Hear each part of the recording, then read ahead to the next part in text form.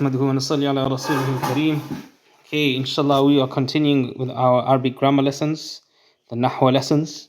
We are currently in the discussion of mansubat, nouns which are accusative, and we've expressed and explained how the maf'ul mutlaq, which is the root noun, how it shares in the meaning of the verb that precedes it. We've discussed maf'ul bihi, the object of a sentence.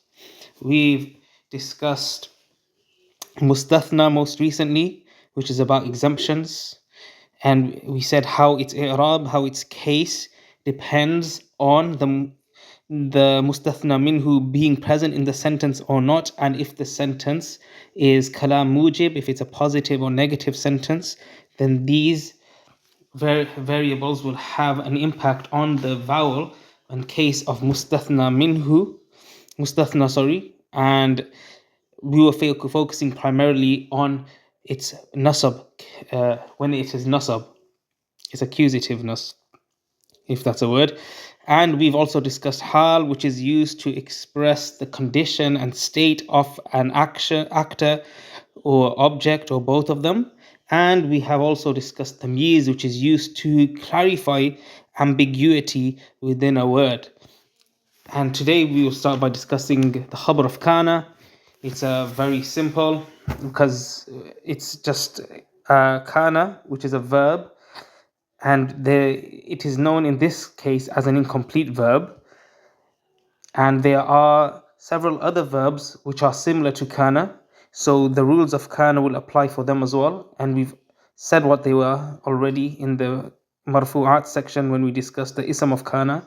So kana comes before a mubtada and khabar, which is a nominal subject, and its predicate, its information, the news which is being delivered about the subject.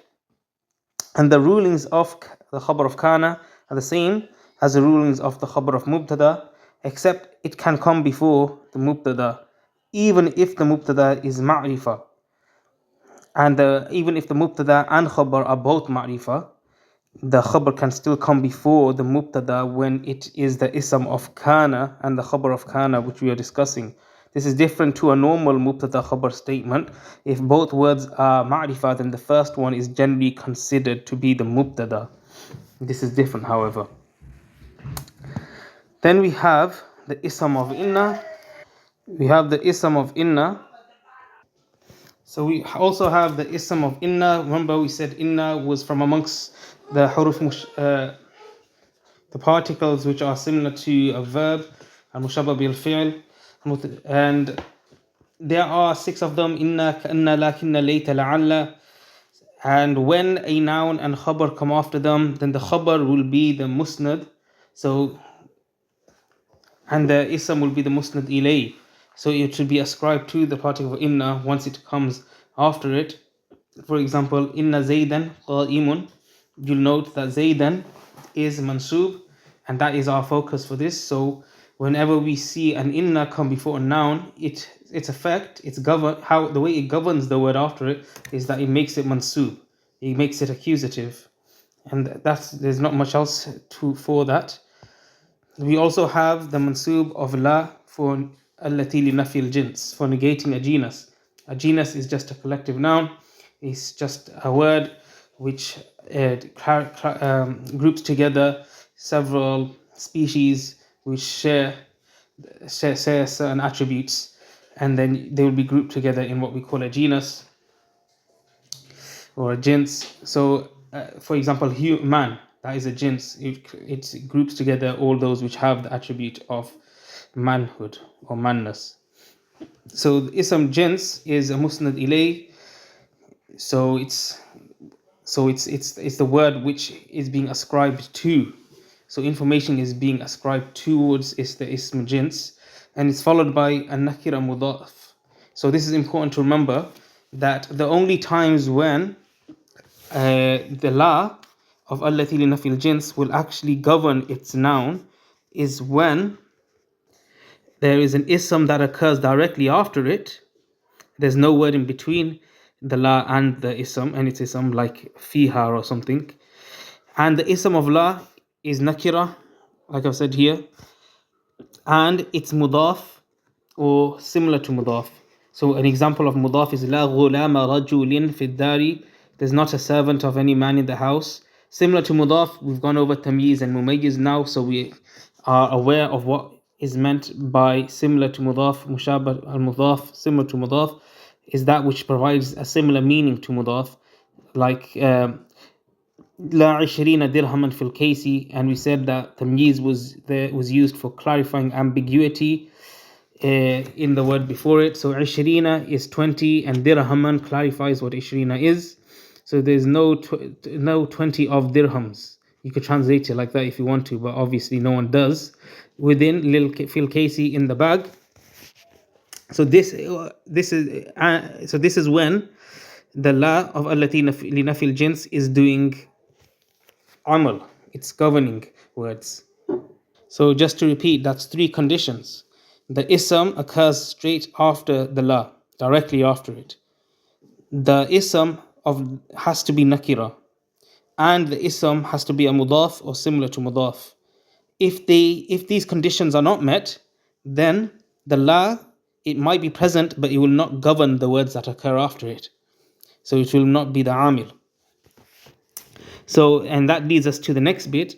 If there is a nakira word, but it's mufrada, meaning it's singular, and what we mean by singular here is that it's not mudaf or it's not mumayyiz, similar to mudaf, then the la after it will be mabni it will be fatha in itself. It will be constructed based on fatha.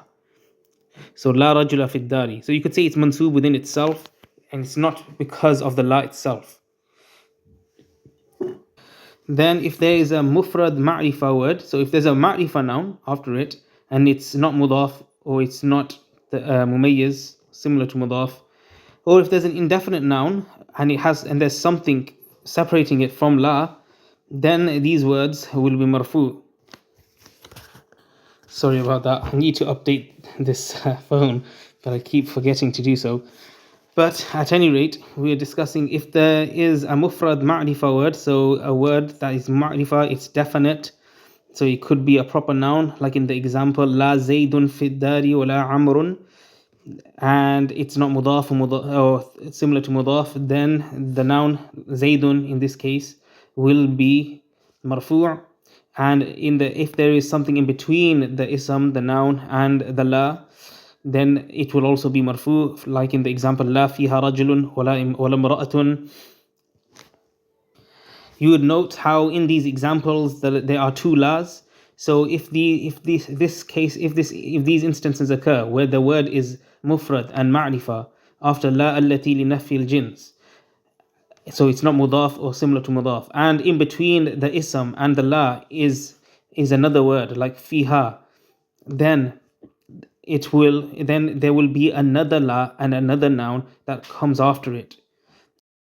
Then we have the la which is repeated because of atf, so opposition. So it's there because it's connecting one sentence to another sentence, and it's followed by nakira mufrada. So there's a nakira word, and the word is mufrada, so it's not mudaf or tamyiz or something akin to that, and it's not separated from the la with another particle like fiha. Then there are 5 possible i'rabs which are all permissible, and the famous example that the grammarians give is la hawla wa la quwwata illa billah. So we can recite both the nouns with the fatha. So you can say la hawla wa la quwwata illa billah, based on the word occurring after it being nakira and mufrada. So we've already discussed this type. We've said when there's la allati li nafi al-jins, and after it comes nakira mufrada, then the word will be mabni al-fatha, so it will be constructed upon fatha, so it will be fatha upon itself. So the la is not doing amal. It is because of the word by being constructed upon fatha that it has that case, that i'rab. So both of them can be read marfu'. You can read them la hawlun wa la quwwatun illa billah. In this scenario, la is in the meaning of laysa. So it is la which resembles laysa, and the amal of la which resembles laysa is that it causes its ism to be marfu'. So so we could say that both the la's are be in the meaning of laysa, so that will be recited la hawlun wa la quwwatun illa billah. So then you could have the first fatha for the first, so you can say la hawla, and mansub for the second, so you can say la hawla wa la quwwatan illa billah. In this scenario, hawla is mansub, is mabni al fatha, sorry, because it's nakira mufrada, and the la which occurs second is being used as atf, and therefore hawla, la hawla wa la quwwatan is mansub in the sense that it's doing atf on the nasab, the nasab, like the nasabness or the accusativeness of the first part of the sentence. Then the fourth scenario is the first one will be maftuh, la hawla, and the second part will be marfu, la hawla wa la quwwatun illa billah. This is because fatha, la hawla will be considered nakira mufrada and it's mabni al fath, and the second marfu because the second la will be considered in the meaning of laysa. You can also read marfu for the first, la hawlun, and maftuh for the second, wala quwwata illa billah, and this is the opposite. So the first la is in the meaning of laysa, and the second la is not doing amal, rather the nakira mufrada is mabni al fath. Sometimes this la, the ism of the la is omitted, like instead of saying la ba'sa alayka, no trouble be upon you or unto you, you could just say la alayka, and this is based upon usage. And finally, we have the khabar of ma and la, which resemble laysa. So we've touched upon this already. We said that the ism of this ma and la, which resemble laysa, is marfu', but its khabar is mansub. It's the 12th mansub word, which we'll be covering. So ma and la resemble laysa. Laysa was from af'alun naqisa, so it's similar to kana. It gives its ism or its mubtada a marfu and its khabar a mansub. These two particles will do the same thing. So the khabar is musnad, so it's musnad bihi. It's to the the khabar is musnad bihi, yes, to the ma, to in the sentence. So you could say it's musnad ascribed to the ma and la once they appear, but it probably is more correct to say that it's in terms of meaning, it is the word that is being ascribed to the musnad ilay. So the khabar is the word that is being ascribed to the ism of ma and la. For example, ma sa'idun jalisan or la rajulun hadiran. So the first means Sayyid is not sitting, and the second, no man is present. Their power or governance over a sentence, so the ma and la, they lose their governance, so they are no longer amil in the sentence when under the following circumstance. So when they occur after illa, and we've already discussed illa and how, and the we said it was particle of istithna, and we've said the word after, which is mustathna, we've discussed its i'rab based on several scenarios. Then also when the khabar is muqaddam, this means when the khabar comes before the ism, then ma or la are no longer doing amal, so you'll say ma qa'imun zaydun, you won't read them mansub, you'll read them both marfu'. And when the particle in, as in alif noon, is added after ma, so you say, for example, ma in Khalidun nazilun, Khalid has not, or was not Khalid has not, or has not come, or is not residing. So in here is an additional particle. It's not adding meaning to it, but it's just one. It's just in terms of usage, we have found that Arabs speak like this sometimes. But what it does is that it nullifies the amal of ma and la. And alhamdulillah, that is the end of mansubat. Inshallah, from next time we will start discussing the majrurat. If there are any questions, please leave a comment and please give feedback for improvement. Wa akhiru da'wan, alhamdulillahi rabbil alameen.